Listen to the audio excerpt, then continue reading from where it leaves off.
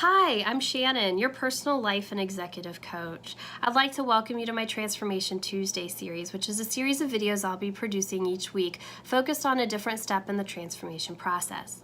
As a life and executive coach, I work with people every day that are in some sort of a phase of transformation or change, whether they're wanting to change their behaviors so that they can be perceived differently, or changing the way that they approach something so they get a different outcome. Perhaps they're changing how they communicate with people so that they can have breakthroughs on relationships, or maybe it's just changing how they feel about themselves so that they can bring their best selves forward. Regardless of what change you want to make, there's a simple process that I take people through to explore the necessary steps that are needed in order for a person to be able to embrace the ideas around the things that they need to change. So I'm going to be sharing those with you each week so that you can take yourself through that process at home. The first step really has to do with changing your mindset or your belief. And this is based on the fact that how we behave is driven by how we feel. So how you feel about a particular person, situation, or thing is going to drive how you respond to, behave, or act towards that thing. What drives your feelings are your thoughts. So what you say to yourself impacts how you feel, which then impacts how you behave. So if you want to make the necessary changes, you've got to start in the very beginning and change the mindset and the thoughts. The biggest way that I coach people on how to do that is to gain perspective. Perspective is key. It is so important to think outside of what exists today.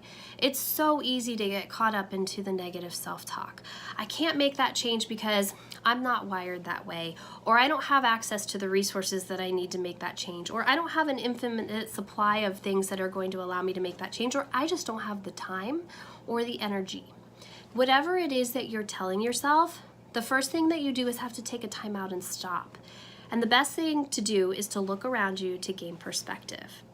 The best way that I found for people to gain perspective is to focus on practicing gratitude, being thankful for what you have or what you can bring. It's a tough thing to do because it's very easy for us to go negative and say all the things that we don't have. But let's focus on the things that we do have. And sometimes you have to look around you in order to do that. So this week, I'd like for you guys to start thinking about what are the things that I'm grateful for? What am I thankful for?